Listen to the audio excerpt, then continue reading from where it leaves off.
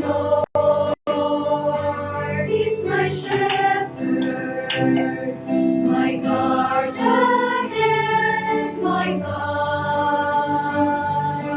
I shall never hunger, all my needs He will provide. Even though I walk in darkness, His word will be my He will light. guide me, And I will go where He leads me. I will serve Him each day of my life. I will praise Him with every breath I take. I will honor Him in every choice I make. I will live for the glory of the Lord. Yes, I will live for the glory of the Lord.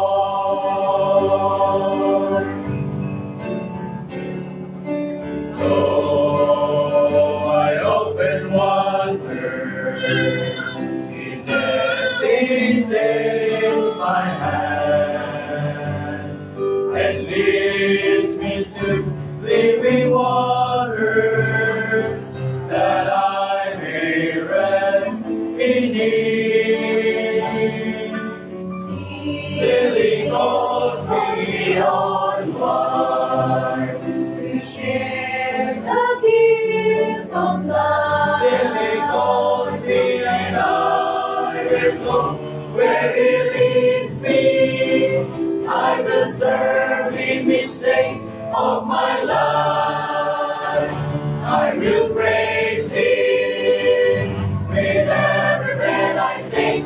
I will honor Him in every choice I make. I will live for the glory of the Lord. Yes, I will live for the glory of the Lord. I will arise to answer God's call. I will go forth and give Him my all. I will be faithful and be strong as I live for the glory of the Lord. I will praise Him with every breath I take.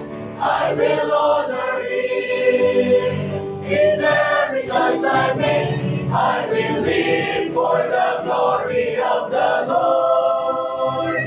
Yes, I will live for the glory of the Lord.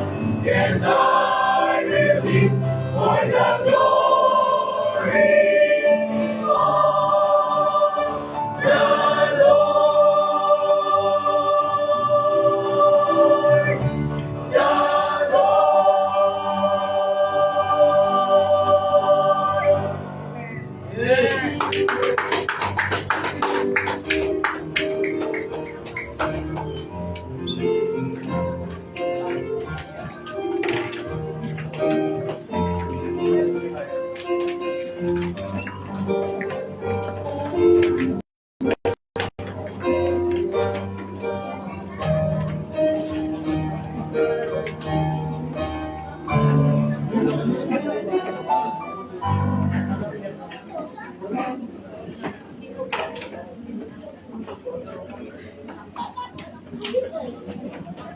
Amen. For the glory of the Lord. Ang mga kumakanta, for the glory of the Lord. Makikinig, dapat for the glory of the Lord pa rin. Yung kumakanta, may nagpipintuhan. Ito sa piano ako, nakikita ko eh. Pag may kumakanta, makinig kayo. Amen? Pwede nga lang tanggalin yung isang fret ng piano at iba to. Ay, naka-live pala. Pasensya na kayo, nakikinig. Ano lang. Okay? Magandang gabi sa lahat. Sige, kantahin natin. Pakiplay mo. Sige, kantahin. Try natin uli, ha?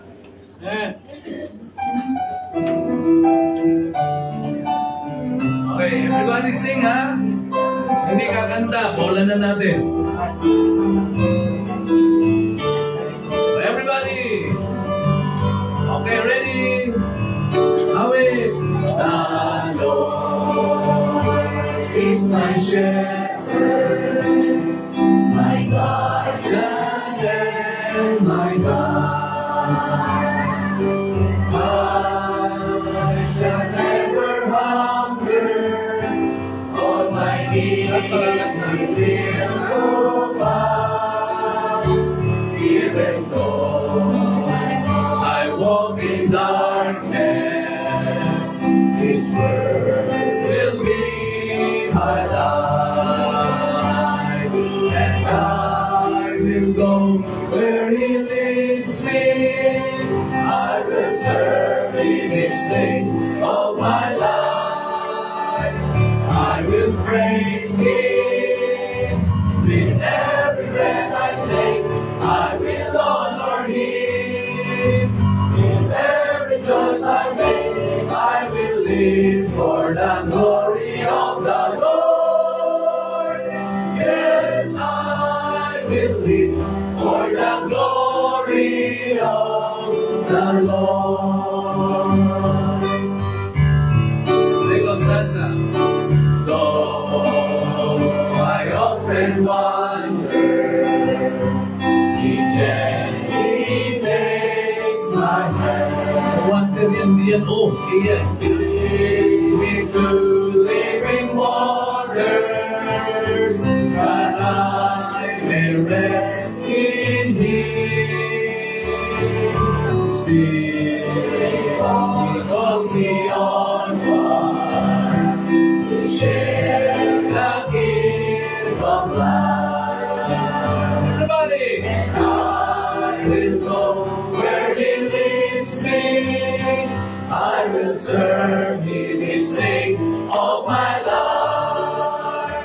I will praise Him with every breath I take. I will honor Him in every choice I make. I will live for the glory of the Lord. I will live for the glory of everybody stand up. Ayo. I will arise to answer God's call. I will go forth and give Him my all. I will be faithful and be strong as I live for the glory of the Lord. I will praise Him with every breath I take. I will honor Him in every choice I make. I will live for the glory of the Lord. Yes, I will live for the glory of the Lord. Yes, I will live for the glory of the Lord. The Lord. I will live for the glory of the Lord. Amen. Mamatay tayo, sa Panginoon tayo. Mabuhay tayo sa Panginoon. Whether we live, therefore, or die, we are the Lord's. Amen? So, 2 Samuel.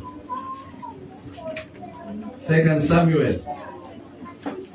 Ang mensahe ay pinamagatan kong The Mighty Men of the King. The Mighty Men of the King. Gawin ko sanang The Fantastic Three. Kulang ng isa kasi ang Fantastic apat. The Fantastic Four.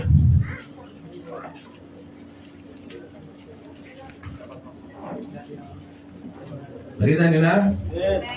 The Mighty Men of the King. 2 Samuel 23. Verse number 8. 2 Samuel 23. Hindi ko pala nasabi chapter kanina.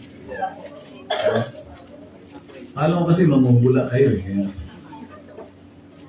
Verse 8 to 17. These be the names of the mighty men whom David had. The Tachmonite that sat in the seat, chief among the captains. The same was Adino the Iznite. He lifted up his spear against 800, whom he slew at one time.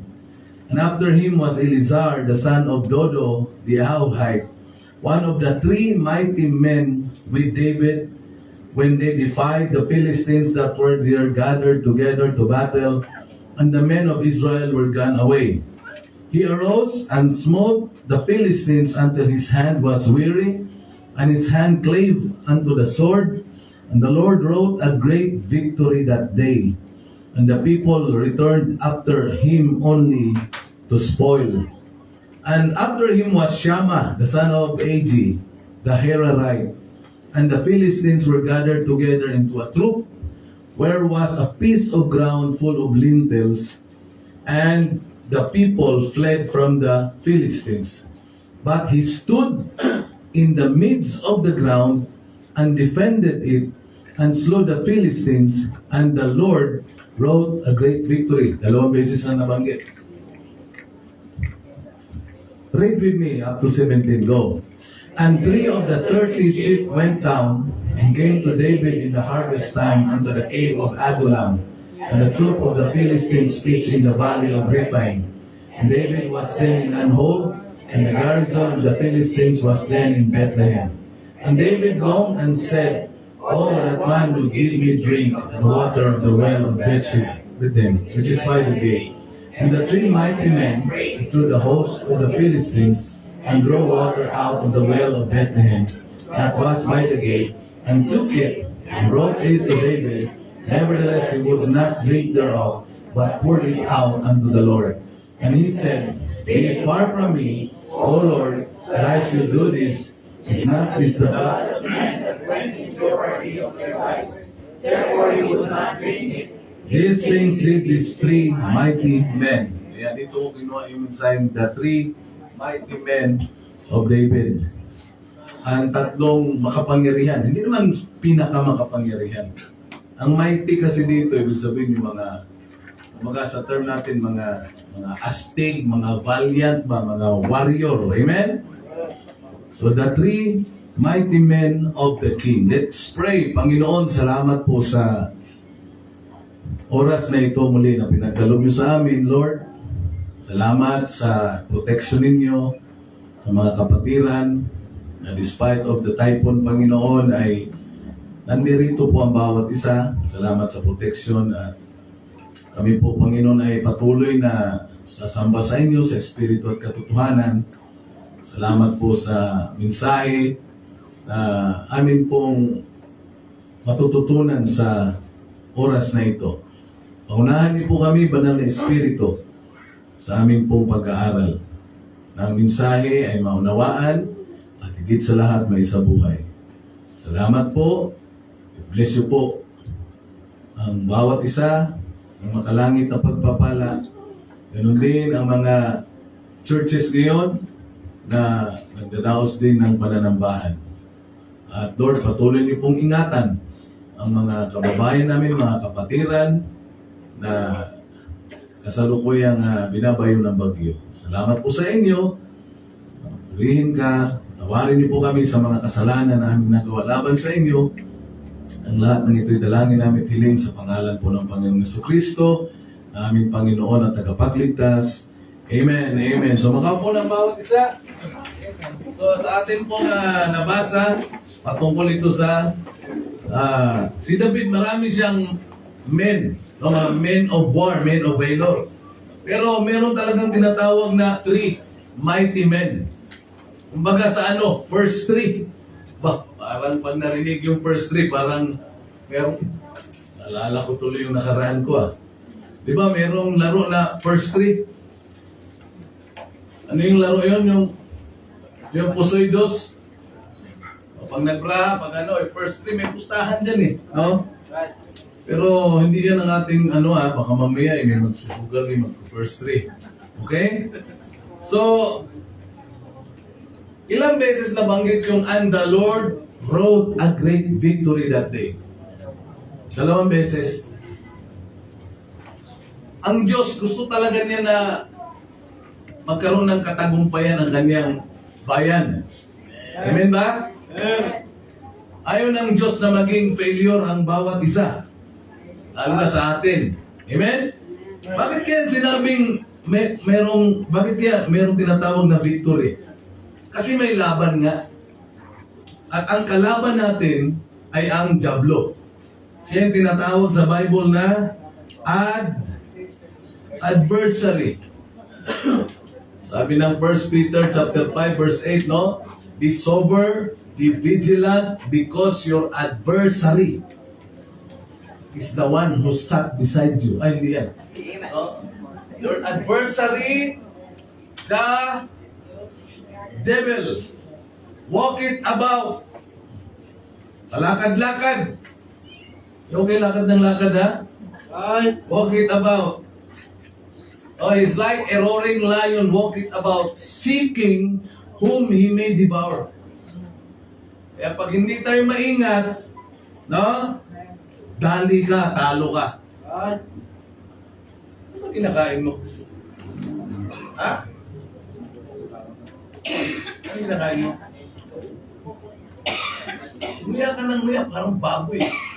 Lunukin mo na eh. Naasiwa ako pag nakita eh. Lunukin mo na. Lunukin mo na. Bubble gum? Lunukin mo.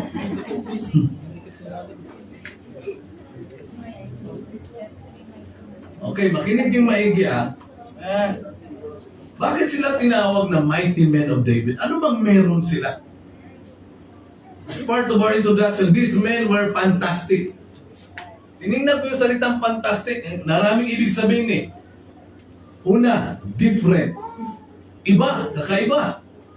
Strange. O, di ba? O, sa malupit, ito. Crazy. Insane. Ano nang maraming synonym yung fantastic.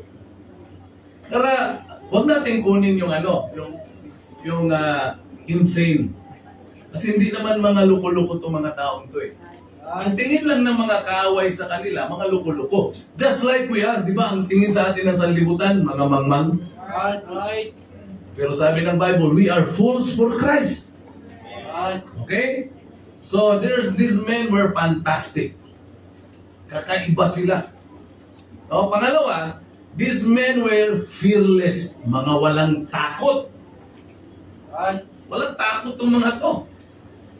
Isipin mo yung si Adino. Hindi natakot. Preaching si pastor, lakad ng lakad. Ay, hindi to. Ito si Adino. Ilan yung napatay niya at one time? 800. Using his spear. So, ibig sabihin, itong si Adino na ito, itong si Elizar na ito, itong si Shama na ito, ay talagang mga eksperto sa kanilang weapon. Si Elizar, ang gamit niya, spear, tabak. At one time, napatay niya 800. Kaya nga, strange itong taong ito, kakaiba. Di ba? Paano niya nagawa yun? Because the battle is the Lord's. And ang sabi ng Bible, and the Lord wrote a great victory that day. Without the Lord, we will always be defeated. Pag wala tayong Panginoon, lagi tayong talunan. No? Grabe, no? Galing siguro. Ganun katindi yung spear niya rin, no? Ang bilis siguro ng kamay niya, no? Kasi ang sabi dyan, no? He lift up his spear against 800 whom he slew at one time. Grabe, no? Bakit nangyari yun? Kasi nga, fearless siya eh. Hindi naman ibig sabihin na itong taong ito hindi na natatakot. Hindi siya natakot during the battle because he acknowledged God in his life. Kumbaga, natutunan nila sa kanilang mahal na hari eh. Sino ba yung hari dito? Di ba si David? Tama ba? Kung kumbaga, like king, like servant. Si Haring David, bago pa man siya naging hari, nakipaglaban kay Goliath. Anong sabi ni David kay Goliath? Ikaw, lalaban ka, gamit mo yung shield, saka yung espada mo, pero sabi ni David, ako, lalaban ako sa pangalan ng Panginoon. Ang laban na ito hindi sa akin, kundi sa Diyos. Kaya, ang history, patay si Goliath. Ginamit lang yung kanyang sling. Kaya natuto din yung kanyang mga tauhan ni David. Tama ba? Na itong mga to, sabi nila kahit na, grabe mo, siguro sa tingin niya dito, 800? 1:100, yan ang ratio. Ganun kagaling si Adino. 1, ang ratio niya, 1:100, 800. Grabe, no? Parang imposible, pero sa Diyos walang imposible. So after Adino, fearless nga eh, si Elizar naman. So itong si Elizar, magugulat eh, ito yung senior ko kahapon doon eh. Pero iba ngayon dito. Magugulat ka, alam naman natin na yung spear sa Bible, it represents in spiritual lesson, it represents the Word of God. Diba? Tama ba? Oh, for the Word of God is quick and powerful, sharper than any two-edged sword, piercing, tumutusok. Diba? Eh ano ibig sabihin? Dapat sa salita ng Diyos maging dalubhasa tayo. Bakit? We are in a war. Nasa labanan tayo. Ang kalaban natin, si General Satan. Kaya pag ikaw ay aanga-anga, talo ka. Gulat ka na lang, namumuhay ka na sa kamalian, kasalanan. Tama hindi? And Eleazar, the son of Dodo, the Ahite, one of the three mighty men with David, when they defied or when they challenged the Philistines, napakatapang nito. They challenged the Philistines. Kasi lagi naman naghahamon itong mga Philistines eh. Di hinapon din. So anong nangyari? One of the three mighty men with David, when they defied the Philistines that were gathered together to battle, and the men of Israel were gone away. Sipin mo, dami nilang nag-challenge when dito singular, they defied the Philistines. Ano ibig sabihin? Sa hamunan pa lang, ang dami nila. Nung nakita yung hinamon nila, lumaban. Yung ibang naghamon, nagsitakbuhan. Ilan ang natira? The one who stood his ground, isa lang, si Eleazar. Sabi siguro, sana yung mga kasama ko naghamon? Nawala, pero wala siyang magawa. Dahil si Eleazar ay eksperto din sa sword. Nakipaglaban siya. At anong sabi ng Biblia? Habang nagpaglaban siya ng ganun, napagod na yung kamay niya sa kakahampas. Pero anong sabi ng Biblia? Hindi, yung kanyang kamay, his hand clave unto the sword. Nakapauno, nakadikit na doon sa sword. Kaya anong nangyari? Nanalo siya and the Lord wrote a great victory that day. Tapos yung mga kasama niya naghamon, na pumalag yung mga Philistines, na nagsitakbuhan, nung nakita nila na nanalo si Eleazar, saka lang bumalik. May mga ganun din, ano? Pagdating sa labanan, takbo. Nagkaroon ng katagumpayan, balik. Pero ganyang kwento, di ba? Sino nakapanood ng pelikula ni Saving Private Ryan? Sino ba yung Tom? Si Tom Jones. Tom Hanks pala. Tom Hanks. Alam ko Tom Jones. Diba, ang pamagat ng Saving Private Ryan. Napanood ko yun eh. Ang nakakainis doon, merong isang sundalo na during labanan, nagtago. Tago. Nung natapos na yung laban, saka lumabas at sinaksak niya yung kanyang sarili. No? Napanood niyo ba yun? Hindi ko napanood yun kasi mga pinapanood nyo lang yung mga Koreano. No? Mga Barbie. Katao, kalalaking na tao, nanonood kayo ng Barbie. Ha? Elsa, Peppa Pig, ano mga...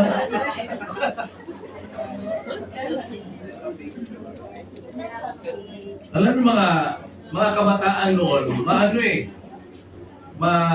madiskarte. During our time, madiskarte mga kabataan yan. Dahil sa mga pinapanood namin din. Meron kami pinapanood na MacGyver. Sino nakaalala nun? MacGyver. Di ba? Ano yung patungkol sa MacGyver?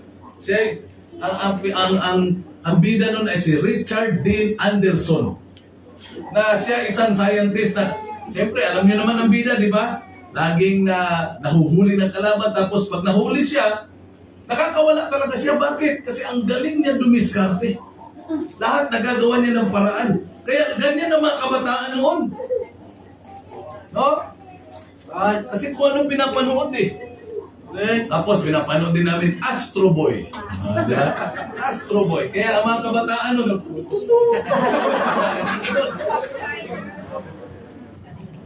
eh lumabas yung mga palabas na Darna. Nako, yung iba. Ding, ang bato. Walang gawin. Paano tayo napunta doon? Ha? Diskarte? Di, paano ako napunta doon? Private Ryan. Ha? Saving Private Ryan. Kasi nga, pagkatapos ng giyera, napatay na si Tom Hanks, saka may lumabas yung kasama nila na walang ginawa during the battle, nagtago lang. So itong mga kasama ni Elizar, nung hinamo nila mga Philistines, nung kumana, yung lumaban mga Philistines, nagsitakbuhan, naiwan si Elizar. Pero buti na lang, itong si Elizar, may tiwala sa Diyos. At alam niya na through God, with His sword, mananalo sila. Eh nanalo na sila. At alam niyo naman kung ano ang ibig sabihin din ng sword sa Bible. Ephesians chapter 6, di ba? The sword of the Spirit is the Word of God. So pag ginunik mo, Word of God pa rin. Amen? Si Adino, hawak niya spear, represents the Word of God. Si Elizar, hawak niya spear, Word of God pa rin. Eh, itong si Shama. Si Shama. Malupit din. Pagdating sa verse number 11. Fearless pa lang sila, mga walang takot. They were fantastic, they were fearless, they were focused. Nakapokus sila. Kung oras ng laban, doon lang sila nakapokus sa laban. Amen? Yeah. Yan sinasabi ko sa inyo, di ba? Kung oras ng aral, mag-focus ka sa aral mo. Oras ng preaching, mag-focus ka sa pakikinig. Ganun lang kasimple. Right. Kasi kung hindi ka man makinig, ba't ka pa pupunta dito? Right. Tama. Kung matulog ka na lang. Sa bagay, hindi pa tayo prayer meeting na. Ha? Si Sandersan, akala ko nag-ano na naman eh. Biglang tumataw na si Sander pag preaching time eh. Kanina, pawis na pawis. Saan galing? Bahay. Naligo na ako. Sabi mo kanina, meron kang lagnat. Hindi, naligo na ako. Bakit ka naligo may lagnat ka? Yung pinawisan ako eh. Paano ka pinawisan? Naglaro ako eh. Preaching time.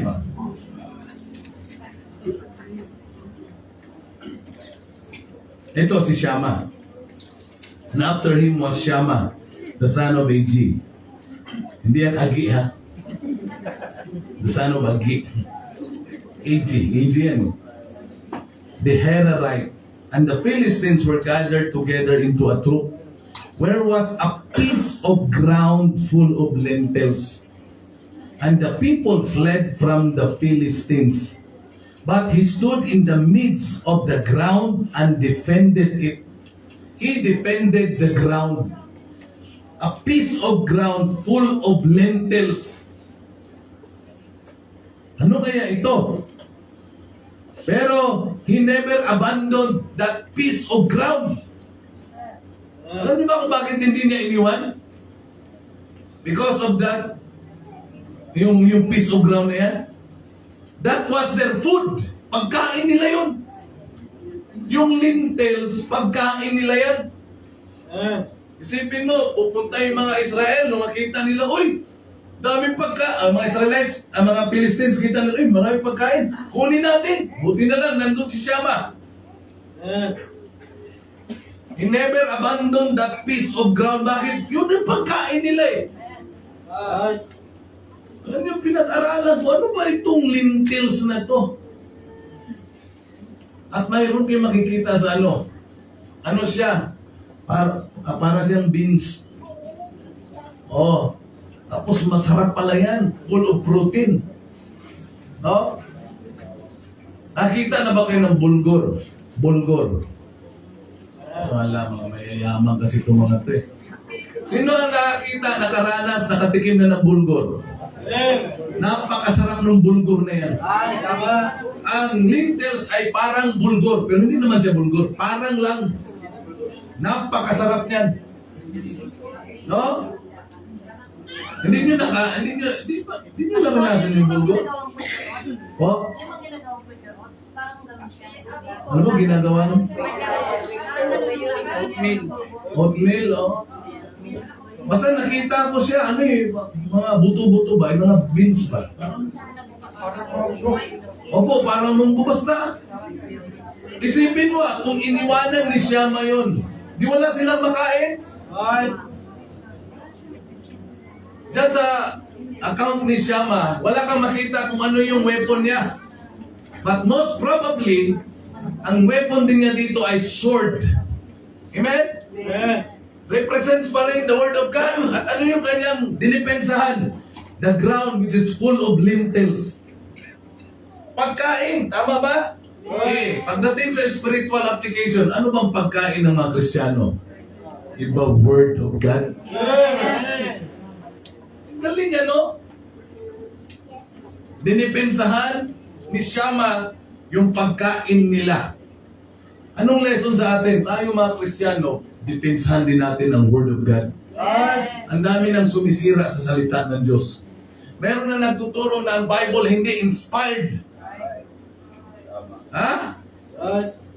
But as far as the Word of God is concerned, the Bible is inspired. All Scripture is given by inspiration of God. Kaya itong mga taong ito, kaya sila tinawag na ano, mighty men of David. Why? They were fantastic. They were different, they were strange, kakaibang mga taong to. They were fearless, mga walang takot. And they were focused. Kung ano yung task na binigay sa kanila, wala silang pakialam sa iba, basta nakafocus sila. Pag nakafocus ka sa task mo, anumang goal mo, matatapos mo. Pero pag hindi ka focus, pag double-minded ka, wala kang mararating. Kasi sabi ni James, a double-minded man is unstable in all his ways. Kaya, focus. Ikaw, gusto mo halimbawa maging star player sa basketball, focus ka! Doon ka ganyan ginagawa ko nun, kulot. Hindi ako marunong mag-layup. Wala akong ibang gawin sa practice net. Puro layup lang. Puro layup. Pagtatawanan ako, puro layup lang. Puro ganyan lang ang alam. Sa isang buwan, no? Masterin mo yung isang move. Pangalawang buwan, masterin mo isang move. Tama. Naka-1 milyong buwan ka na. 1 milyong buwan. Di meron ka ng, ikaw natatawagin man with 1 million moves. Grabe, ano? Kasanayan mo, di ba? Pero kung ano, halimbawa, gusto mong gumaling sa basketball, hindi ka naman nakapokus. Ang gagawin mo, puro computer, cellphone. Gusto mo lang mag-basketball, tapos wala lang. Tapos nagagalit ka pa pag hindi nakashoot. Pag hindi nakashoot, hindi bumababa. Pag nakashoot, grabing takto. Pako yan pag nakashoot eh. Kala mo talagang...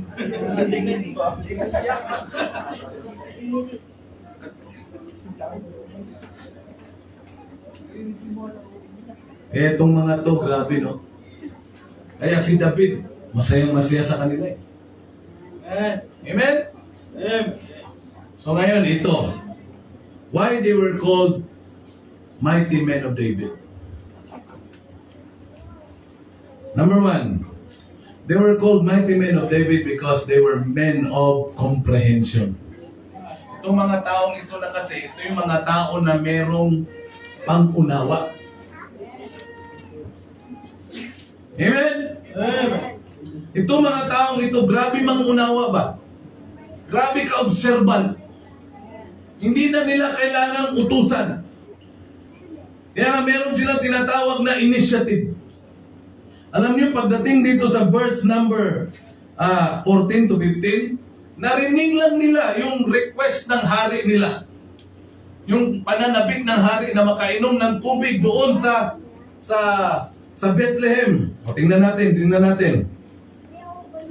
Sa verse 14, and David was then in an hold, and the garrison of the Philistine was then in Bethlehem. So yung Bethlehem, lugar nila David dyan, pero nga, nandun yung mga kalaban. At doon sa Bethlehem, meron doong well. Anong well sa Tagalog? Merong balon. Na ang tubig doon napakasarap. So one time, si David talagang nagkaroon siya ng pananabik. He longed for the water. At ang kagandahan, itong mga tao nila, si David, yung mighty men of David, na si Adino, si Elizar, and Shammah, when they heard the longing of the king, naunawaan kagad nila, hindi na sila inutusan. Ang ganda, no? Kapag ganyan tayo, no? Yung bang meron kang comprehension ba? Yung bang nakakaunawa ka? Naunawaan mo yung mga bagay-bagay. Naunawaan mo yung sitwasyon. Ang taong merong magandang, ibang good comprehension, di ba, tingnan sa teacher, di ba, merong tinatawag mga estudyante pinapabasa, anong tawag? Reading comprehension. Ano ibig sabihin yan? Merong mga nakakapagbasa pero hindi nakakaunawa. Di ba may ganun? Oh, sige nga, anak, sabi ng teacher, basahin mo nga. Nabasa naman ng bata. Ano, naunawaan ka ba? Sabi ng bata. Wala po. Yan ang problema ng mga Kristiyano. Nakikinig ng preaching. Nakikinig. Pero hindi nakakaunawa. Ibig sabihin, walang comprehension. So itong mga to, sabi ng Bible when they heard the longing of the king, tubig lang, parang tubig lang. Sabi ka no, and David longed and said, oh, that one would give me drink of the water of the well of Bethlehem, which is by the gate. Mga ganito, ako nakaupo si David sa kanilang hold, sa kanilang kuta.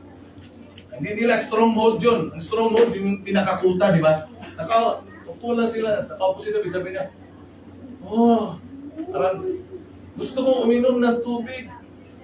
Nagaling doon sa balon, sa Bethlehem. Na-miss niya yung tubig doon. Kasi nakasanayan niyang inumin yun. Alam niyo ba nung marinig ng tatlo ito? Anong ginawa ng tatlo? Hindi na nila sinabi, Malari, ano? Gusto mo ba? Narinig mo na nga na sinabing gusto niya eh. Basta tanungin mo pa. Gusto mo ba? Hindi na. Sila na mismo, yung tatlo talagang sabi ng isa, naisip mo ba ang nasa isip ko? Ano yan? Parang naisip mo ang nasa isip mo. Ikaw, naisip mo ba? Naisip mo nga ang nasa isip niyong dalawa. Tara, larga! Anong ginawa dyan? Sabi sa verse 16, and the three mighty men break through the host of the Philistines. And imagine, nandun yung mga sundalo ng mga Philistines. Nandoon sa gate ng Jerusalem, sa Bethlehem. Pero anong ginawa nila? They break through. Nakipaglaban sila, makuha lang yung tubig. They were men of comprehension. Alam niyo, dapat tayo mga Kristiyano, dapat lamang tayo sa pangunawa eh. Pero ang nakakalungkot, minsan parang hindi pa tayo nakakaunawa. Ay, tama. Dapat maunawaan ninyo kung bakit ganyan si pastor. Diba ganun, di ba? Bakit ganyan siya mag-preach? Bakit lagi na lang kami pinaalalahanan? Kasi nakalimot ka eh. Ay, tama. Ba't lagi na lang kami sinisita? Kasi nagpapasita ka eh. Ay, amen. Di ba? Dapat unawaan mo. Comprehension. Huwag ka lang nakaupo dyan. Naunawaan niyo ba bakit tayo pumupunta ng church? Amen. So baka nga, pag tinanong ka, ba't ka nandito sa church? Kasi magagalit ka pag wala ko eh. Di ba? Ay, Hanapin mo ako pag wala ko eh. Ay, hindi mo naunawaan. tama. Kaya tayo nandito sa church kasi responsibilidad natin yan. Amen. Let us hear the conclusion of the whole matter. Fear God and keep His commandments. Yes. Second, Ecclesiastes 12:13 and 14. Amen? Men of comprehension. Nakakaunawa. Meron pang si Moses. Alala niyo sa Exodus 17? Si Moses, meron siyang dalawang kasama, si Aaron at si Hur. Tapos yung kasama ni Aaron at si Hur, si Joshua, nandun sa baba, nakipaglaban sa mga Amalekites.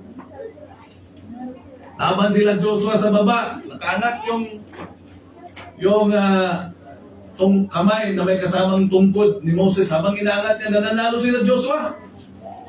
Ay, Buti na lang itong kasama niyang dalawa, meron nga ring good comprehension, may mabuti pang unawa. Observant, nag-observe sila. Habang nakataas, nananalo sila Joshua.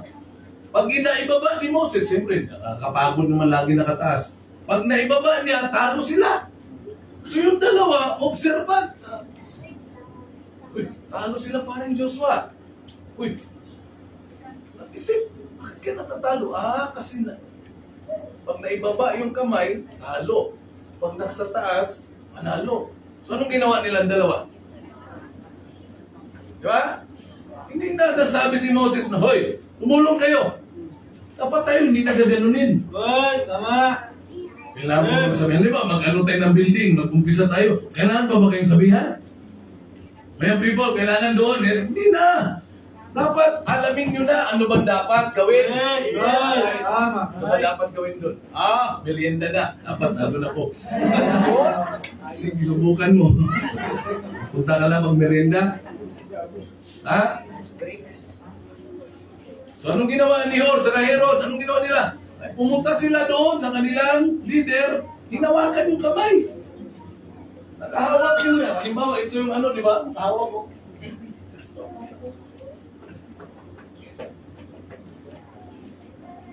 Sa kahawak nila, nangalay din sila. Ay, At bukod sa nangalay, sabi ni Aaron, sabi niya, paring Hor, naamoy mo ba ang naamoy ko? Ganun eh. Naamoy mo ba yung naamoy ko? Sabi niya, hindi tayo tinawag ng Diyos para manampalataya ka, kundi magtiis din naman. Nag-quote pa yung Philippians 1:29. No? For unto you it is given in the behalf of Christ, not only to believe in Him, but also to suffer for His sake. So siyempre, anong ginawa ng dalawa? Kasi nga, meron silang magandang pangunawa na habang nakataas yung kamay, nananalo sila, nung ginawa nila, may kumuha ng bato. ay, At yung bato, ginanon. Nakakanon si Moses, yung bato nandiyan. Di ba? Di panalo sila. Sana ganyan tayo, meron tayong comprehension. ay, Yung pangunawa. Unawaan natin. Alam mo, pag naunawaan natin ng mga bagay-bagay, no? Hindi ka na magmukhang utusan. Kasi magkukusa ka na eh. ay, Di ba? Pangit yung lagi na uutusan. correct. Pero kung nakakaunawa ka, hindi ka na uutusan. Bakit? Magkukusa ka na. Yes. Narinig lang ni David, gusto na nabig ako ng tubig. Gusto ko yung tubig na yun, yung ininom natin ditong tubig, puro criminal water. Nung marinig nung tatlo, sabi ng Biblia, grabe yung danger, binaliwala nila. Ganun pala kalupit kapag mahal mo ang hari. Baliwala na sa'yo. Baka, baliwala na sa'yo yung buhay mo. Basta lang ma-please nila yung hari. Amen? Di ba? Alam natin that our King is the Lord Jesus Christ. Kaya yung pinakanta ko sa inyo ulit, yung for the glory of the Lord. Basta for the glory of the Lord, gawin natin lahat. For the glory of the Lord. For the glory of the Lord. Kaya magkaroon tayo ng pangunawa. Alam niyo sa Bible, yung mga hindi nakakaunawa, nagkakasala. Totoo yan. Maliwanag yan sa Proverbs chapter 6, sabi ni Solomon, he that committed adultery. Adultery, kasalanan yun, di ba? Lacketh understanding. Any kind of sin, basta ginawa mo yan. Anong sabi ng Biblia? Lacketh understanding. Ano ibig sabihin ng lacketh understanding? Hindi nakaunawa. Kaya kung ginawa yan kasi hindi mo nga naunawaan. Hindi mo naunawaan kasi ob-ob ka. Nakalakay sa Proverbs chapter 6 yan. Amen? Pero kung maunawaan mo, kung yan ay tama, gawin ko to. Pag yan ay mali, hindi ko gagawin yan. Bakit? Naunawaan mo eh. That's comprehension. And they were mighty because of their comprehension. Men of comprehension, nakaunawa talaga. Ako kasama ko ng pastor ko noon, hindi na ako nagpapautos. Hindi na. Lagi ako advance mag-isip. Tapos si pastor, bukain ko na yung sasakyan. Para pagpasok niya, malamig na. O, di ba? Hindi yung alam mo na malabas na, papunta na kayo ng kotse. Wait, pastor, buhayin ko na. Di ba? Ganun ba na, para bang, ano ka ba talaga? Saan ka bang galing na planeta? Alam mo na, napapunta kayo sa sasakyan, tatanong ka pa.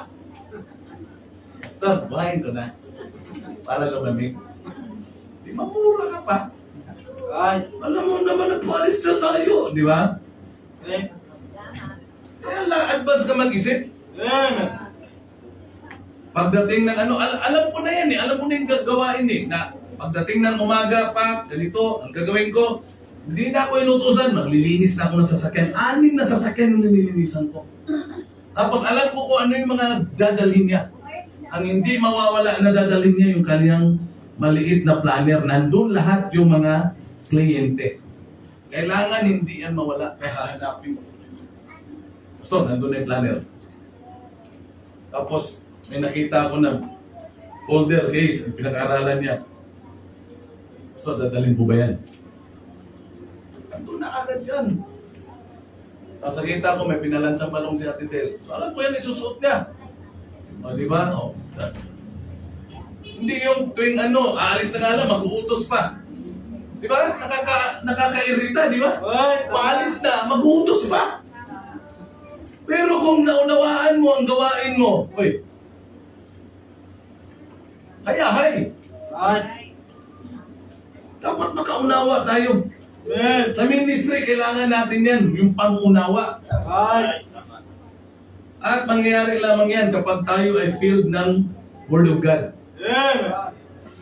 Comprehension, understanding. Lamang talaga yung mga anak ng Diyos pagdating sa pangunawa. Psalm 119 verse 130. The entrance of thy word, it giveth light, it giveth understanding unto the simple. Give it understanding. Kahit na gaano kataas ang pinag-aralan niya, kahit yan ay pag walang word of God dyan, lamang pa rin tayo sa pangunawa. Amen? Yan ang men of comprehension, ha? Dapat tayo nakakaunawa. Bakit may choir? Dapat maunawaan niyo bakit may choir. Alam niyo ba kung bakit?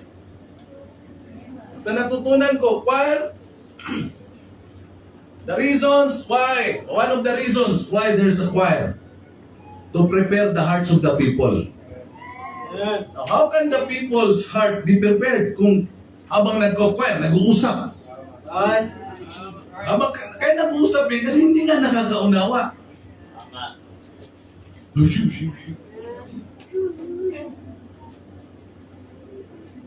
Lala ko yung choir ng Hallelujah Chorus, di ba?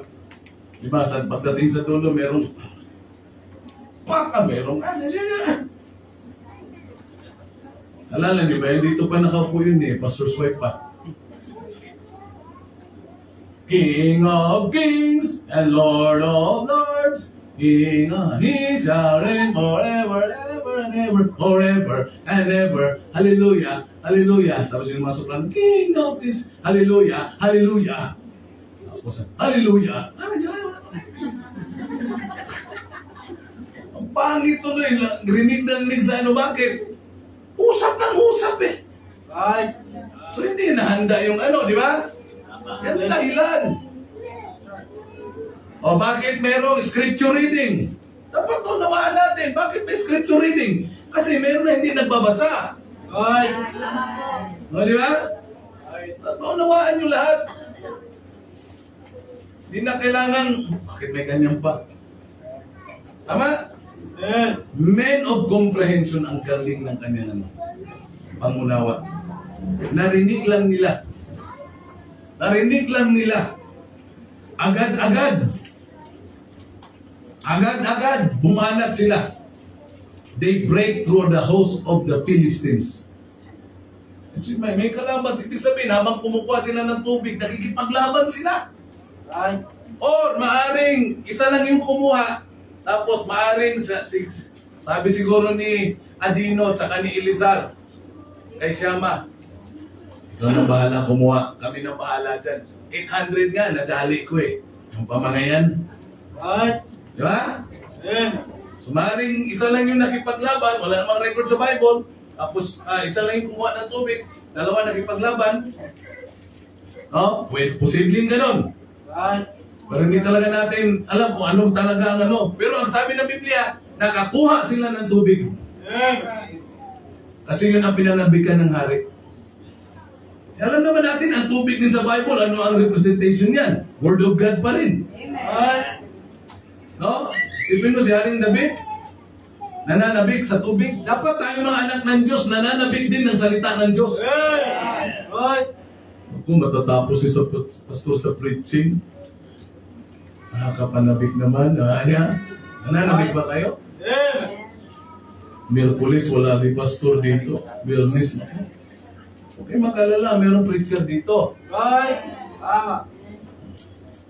Men of comprehension, pangalawa. Kaya sila mighty. Because they were men of collaboration. Sila kasi yung mga tao na nagtutulungan. Tingnan nyo no matter how hard it is, how danger it was, nagkaroon ng katagumpayan. Bakit? Nagtulungan sila eh. Men of collaboration. Dapat sa church, meron talagang pagtutulong-tulungan. Ang magtutulungan. Ha? Ang pastor, tinutulungan dapat. Hindi pinagtutulungan.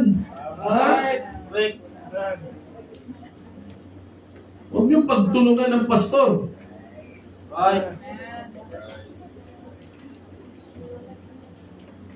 Buo ng group chat pa. Pabanatan. Ang pastor kinakausap, hindi pinag-uusapan. Pansin mo yung preaching ni pastor kanina, tayo binanatan no? Oo, talaga.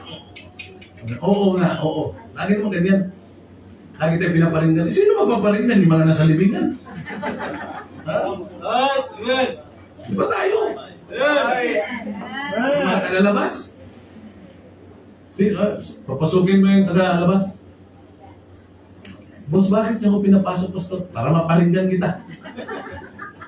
Basta tayo dito, tayo pinaparinggan. Amen? Kaya tayo magtulungan. Kahit na gaano kahirap ang gawain, gagaan kapag nagtutulungan. Huwag tayong kagaya ng mga kasama ni Elizar, ni Shama, ni Adino, na pagdating sa labanan, nagsialisan. Nung nagkaroon ng katagumpayan, saka nagsibalikan. Sa kabutlayan, dagan. Sa kadaugan, balik. Right. Ibig sabihin, sa kahirapan, dagan, paala sila dyan. Nung nagtagumpay, balik. At ang sabi, malupit pa, kung sino pa yung mga nagsitakbo, sila pa yung naunang kumuha doon sa they return only after to spoil. Yung nakita yung mga kalaban na may mga patay, tapos ang daming mga, most probably, mayroong mga mamahaling gamit yun. Sila pa yung mga nauna. Grabe, no? Wala na nga naitulong. Sila pang nauna. Parang sa mga churches ba? Wala na nga naitulong, tulong sa anniversary. Hindi na nag-commit. Pagdating sa anniversary, wala na naitulong. Pagdating sa kainan, sila pang nauna. Oo. Ano nangyayari yan? Right, tama. Buti na lang hindi dito. I attended a church anniversary. Hindi ko sabihin kung saan. Pagdating ko doon, preach. After ng preaching, ako yata ang preacher nun eh. Ako yung speaker eh. So, siyempre pagkatapos ng preaching, kainan, kainan. Alam mo, nag-ayos pa ng lamesa, pastor. At yung isang isang preacher doon. Busy. Kunin mo nga ito. Busy. Tapos nag-CR ako lumabas. Pagbalik ko, ang daming mga kabataan sa likod, mga babae, mga lalaki, puro kwentuhan. Sabi ko, okay lang ba kayo dyan? Po, pastor. Tapos nag-aayos na, tapos nagbibigay ng mga styrofoam para sa pagkain. Sabi ko, anong church kayo? Kasi hindi kumikilos eh. Anong church kayo? Hindi, dito po kami. Ibig sabihin mga miyembro kayo dito? Opo. Ba't di kayo tumutulong? Naghintay lang kayo mabigyan. Ba't di kayo tumutulong? Tinipong ko sila. Alam nyo, kung sa amin kayo, pinagsisipak ko na kayo. Right. Ha? Tayo, yung iba napilitan tumulong eh. Hayaan mo yung pastor nyo, yung asawa ng pastor na may edad na, sila pang nag-aayos. Tapos yung mga kabataan, ang lalakas ng mga katawan. Hindi tumulong. Pag sa kalukuhan, gusto collaboration. Right. Pag sa tama, ayaw, bala ka. Right. Kasi dumaan na po eh. Okay lang ba kayo dyan? Okay, amen. Busy pa si pastor ah. Anong church kayo? Ano talaga pagkasabi ko, anong church kayo? Dito kami. Mga young people kayo dito? Opo, pastor. Matagal na? Opo. Ba't hindi tumutulong? Ha? Hindi tumutulong. Kung doon lang kayo sa amin, sigipa ko na kayo. Diba? Right, tama. Yung isa nabudlat ang mata, lalo nabudlat eh. Hindi pwede mo upo lang, kailangan magtulungan. Right. Good. Ha? Right. Ang iba nagtatrabaho, ang iba busy, ikaw nakaupo ka lang. Right.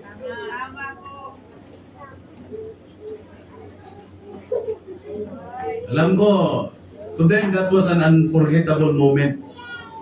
Pero at least, I say my piece. Sinabi ko yun sa kanila.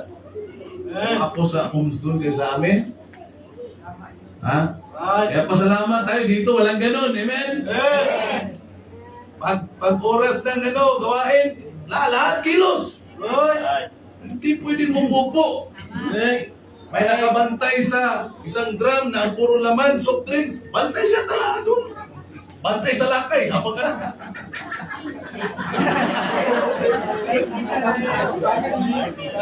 At least binantayan.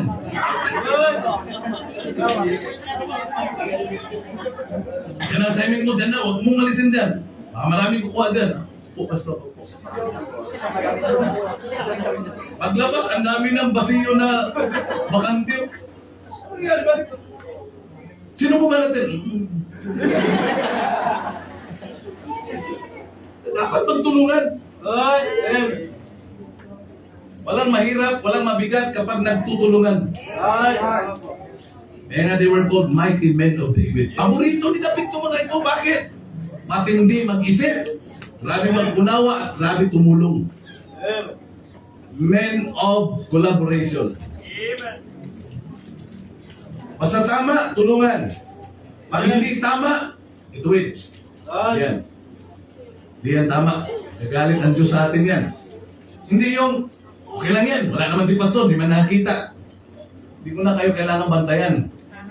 Yan ang Diyos natin. Tama ba? Kaya magtulungan tayo dito.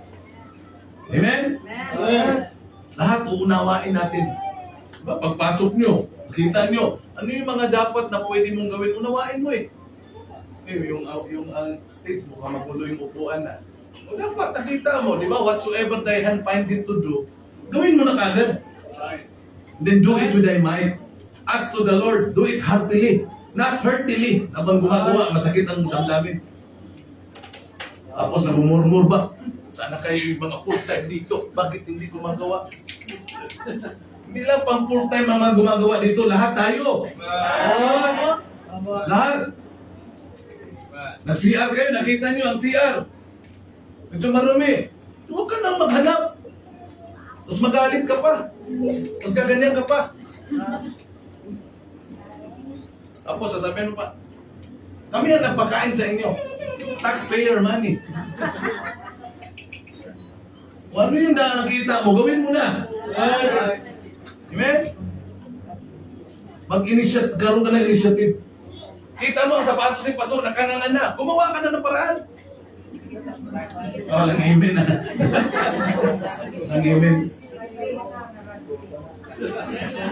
Hindi yung, di ba kasiyahan nyo rin kapag ang forma ng pastor nyo maayos? Ang pastor namin, dugyot.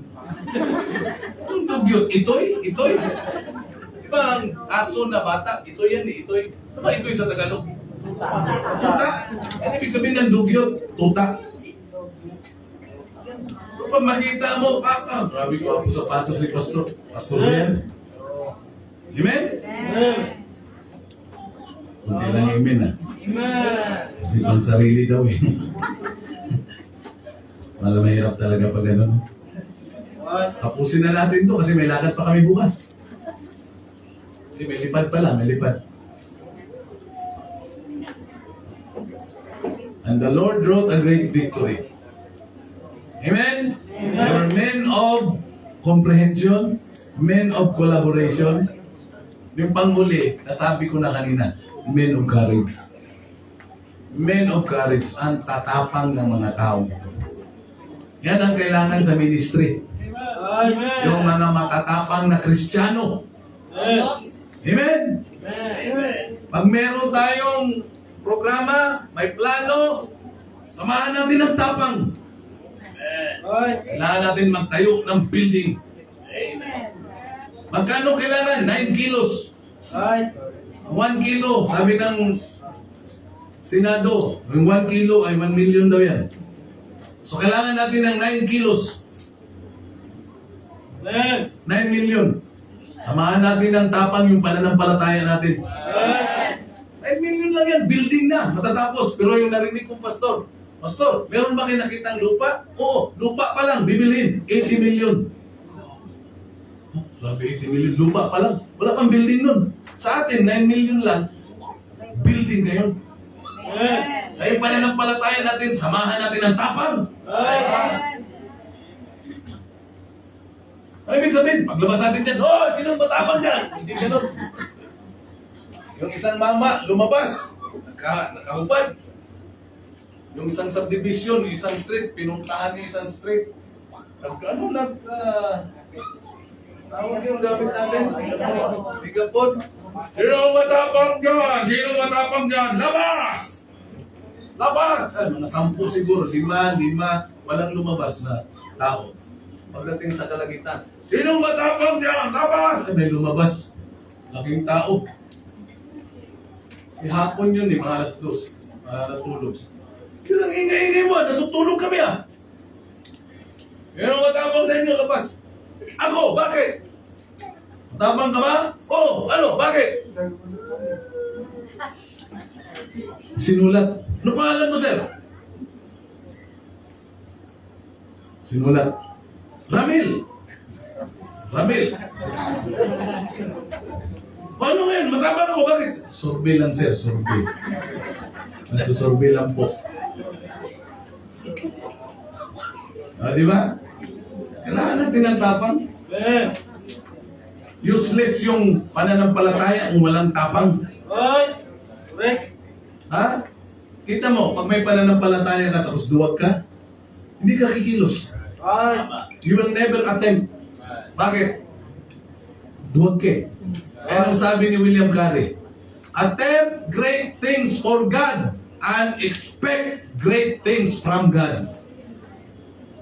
If you want to expect great things from God, you must attempt first. Attempt great things for God. Magagawa mo lang yan if you are courageous, kapag may tapang. Remember, God has not given us the spirit of fear, but of love and of a sound mind. Pag ikaw pala may takot, hindi ka na magkakaroon ng sound mind. Alam niyo ba ibig sabihin ng sound mind? Yung maayos na pag-iisip. Di ba yung taong takot, taranta, hindi makakapag-isip na maayos? Oh? Pag nataranta ka, hindi mo na alam ang gagawin. Pero kapag di ka taranta, matapang ka, focus ka lang. Meron kang sound mind, maayos na pag-iisip. Same with the sound doctrine, maayos na doktrina. Kaya tapang. Amen? Men of courage. Yung pananampalataya sa Diyos, may kasamang tapang. Anong resulta? Great victory. And the Lord wrote a great victory that day. Bakit? Yung pananampalataya nila may kasamang tapang. Bakit sila tumapang? Kasi dahil sa kanilang pananampalataya sa Diyos. Ako, I believe from the bottom of my heart, talagang yung building na yan matatapos na. Kaya samahan niyo ako, ha? Kasi yung building na yan, hindi na sa atin yan eh. Sa next generation. Sa next generation. No? Yung mga anak nyo, sila ang makikinabang dyan ng mahaba. Kung hindi, ibabagsak ng Diyos. Kaya huwag tayong magyabang. Huwag tayong magyabang. Baka sobrang yabang na natin. Ito ang pag-iusap ko ha.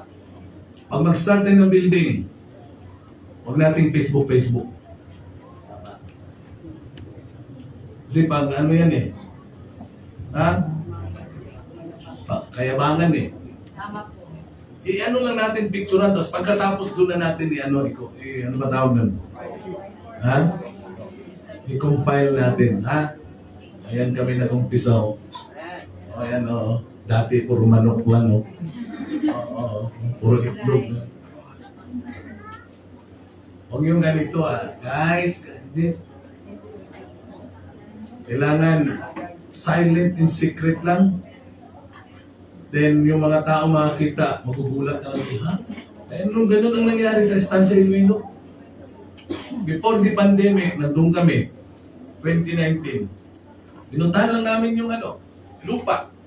Tapos merong yung bahay na doon, payag-payag ba?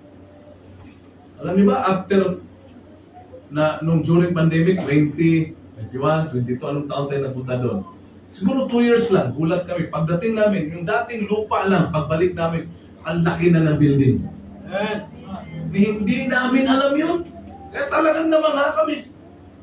Pagdating namin doon, mula pagpasok hanggang pagtayo, nakaganyan kami lahat doon.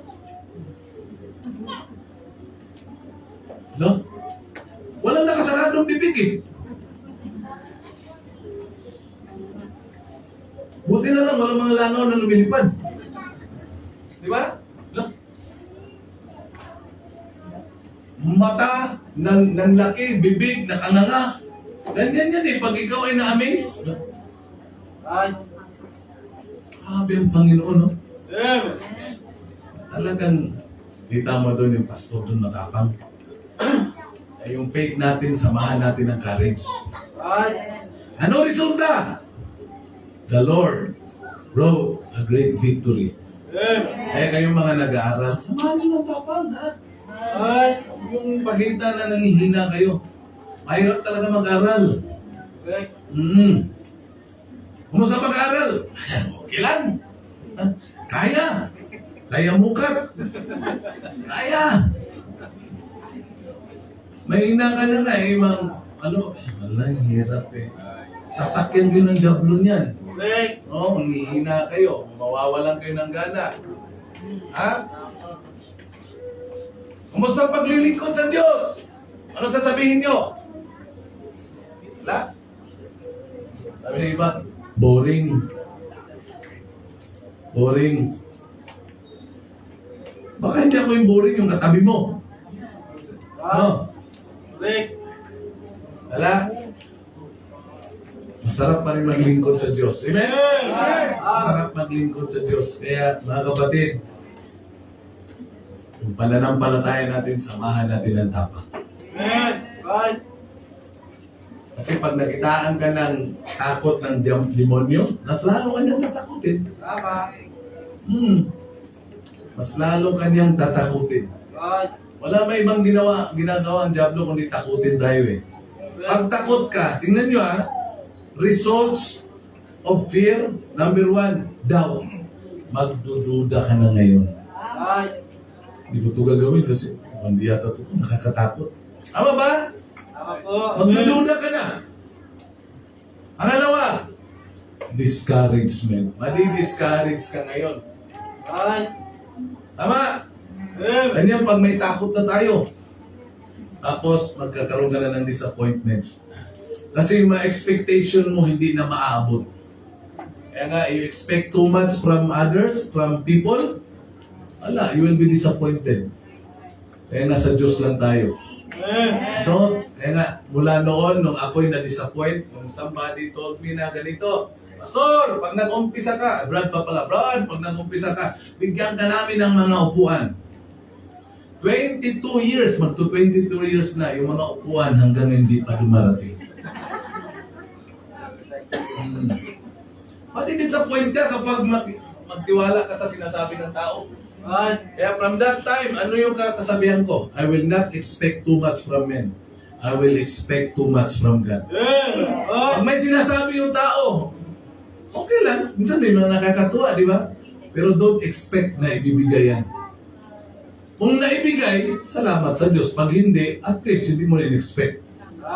Kasi ma-disappoint ka lang. Parang gano'n din yan eh. Sa mga young people, di ba, meron ka expectation, no? Ay, ito, gamitin talaga ng Diyos to. I-train talaga. Tapos, all of a sudden, disappointed ka. Ha? Kaya ako, I don't expect too much from you people. Oh? Ito ang magpapastor to. Pagdating ng araw, wala pala. Bahala na Lord kung sino talaga yung tatawagin mo. Ayun na bahala. Amen? Ako hindi ako mag-expect. Hindi nga ako mag-expect na may magbibigay sa akin ng pabaon pang sagay.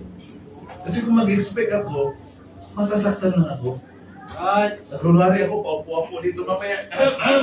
Tapos na ba?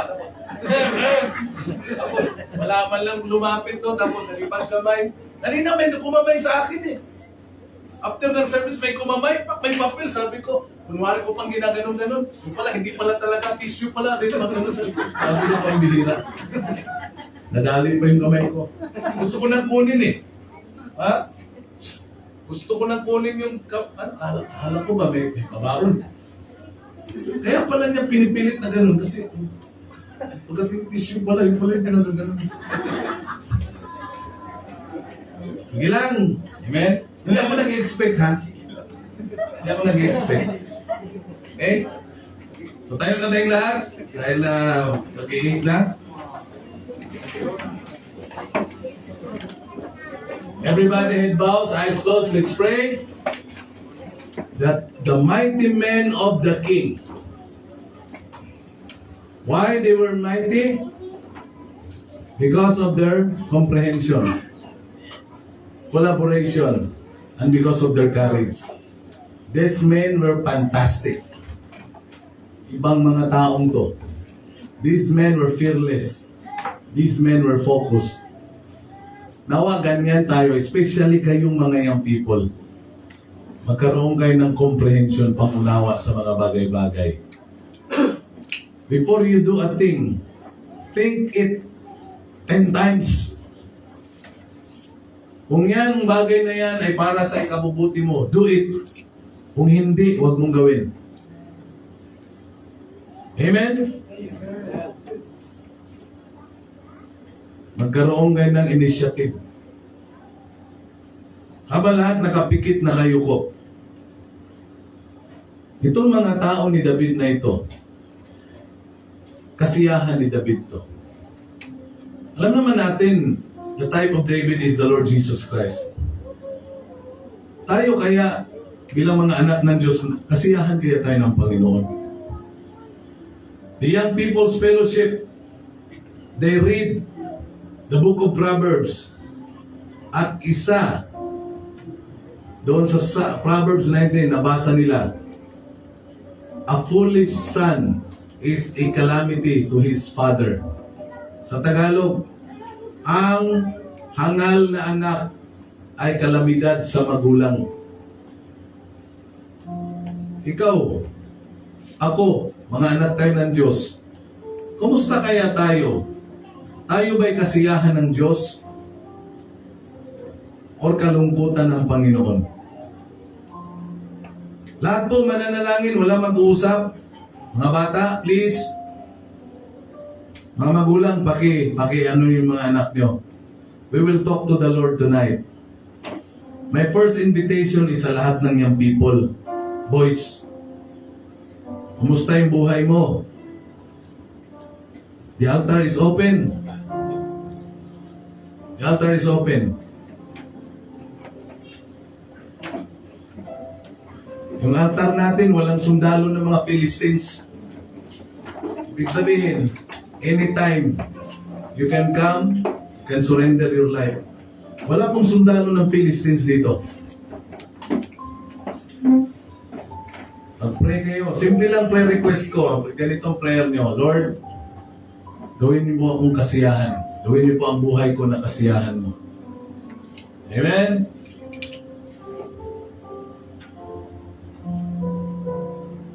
Dapat maging kasiyahan tayo ng ating Panginoong Diyos.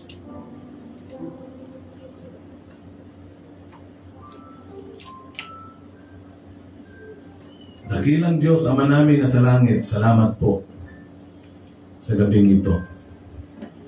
Pinakita mo sa amin, Lord, yung mga dakilang tauhan ni David. Lord, meron lang, kung lahat lang ng kahit na mga young people lang na lalaki, Lord, maging kagaya ng tatlong taong ito. Kay Adino, Elizar, and Shama. Oh, grabe. Isang tao nga lang, Lord, nagipaglaban. You gave them great victory. Sa time ni Adino, you gave him great victory. Sa time ni Elizar, same Lord, great victory, and Shama also. And Lord, if these young men will be like Adino, Elizar, and Shama, oh, there will be great victory in this church. At hindi lang sila, hindi lahat ng mga kapatiran, the young ladies, the adult ladies, and the adult men. Lord, isipin niyo kung lahat kami kagaya ni Adino, ni Elizar, ni Shama. Wow. We will conquer San Jose del Monte, Bulacan. because you will give us the victory. Salamat po sa inyo. Salamat, Panginoon. Please, Lord, in these young people, you raise an Adino-like attitude. Raise an Elizar-like attitude. And raise a Shama-like attitude. Hindi ko alam sino sa kanila. Lord, salamat sa inyo. Pagpalain niyo po ang bawat isa. I-bless niyo po ang aming pagkakaloob sa gabing ito. Lahat ng ito hiling namin dalangin sa pangalan po ng Panginoong Jesucristo, aming Panginoon, Diyos at tagapagligtas. And all of God's people will say, Amen, Amen. So please be seated. Okay, awitin natin yung glory to His name. Hindi, victory in Jesus. Kasi kanta natin. Yung offering natin, offering. Kung may mga sobre pa din yung lagay, kung wala, pulin yung sa offering ba?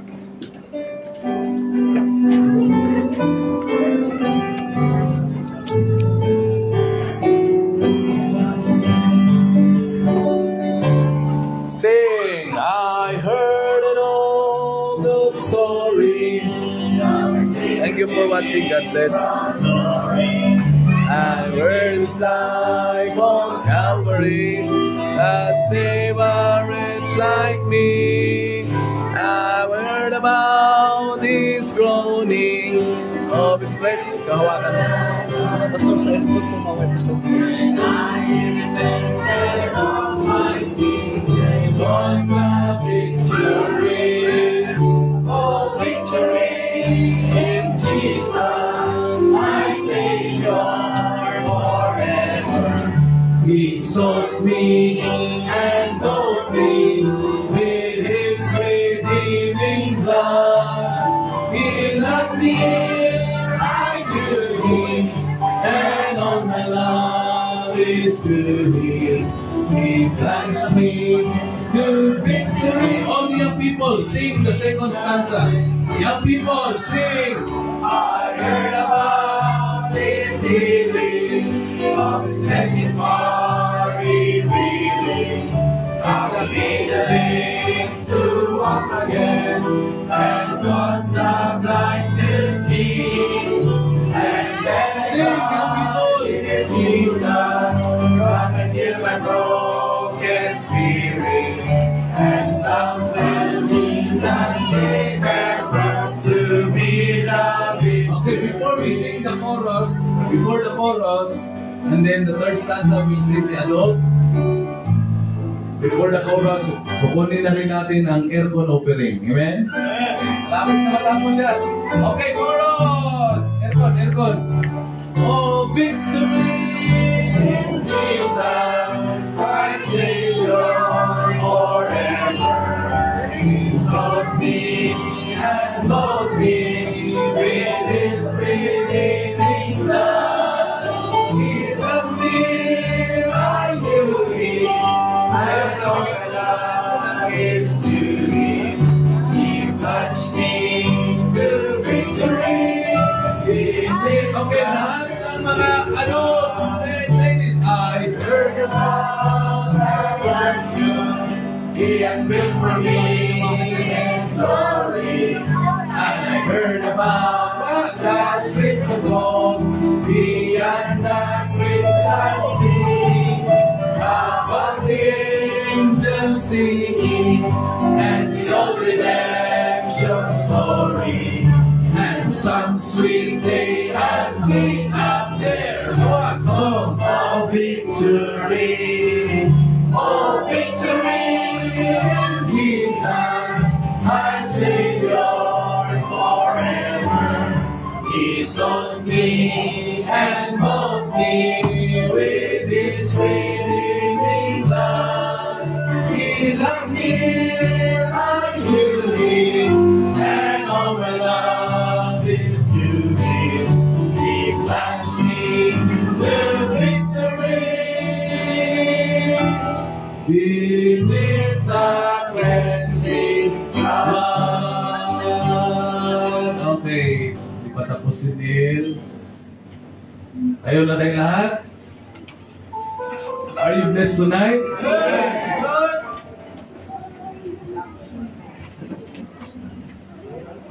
Salamat sa Panginoon. Ayon sa latest news, ay ang bagyo ay papalabas na lang.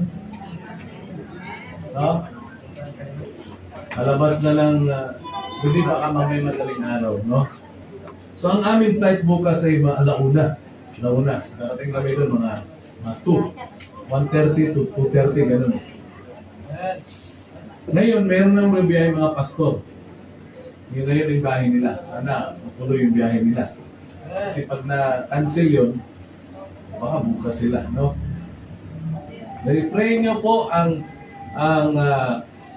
25th Missions Conference sa Sagay. Okay? So, tayo, church, tayo, magbibigay tayo ng love gift na barong sa pastor doon kay Pastor Luis.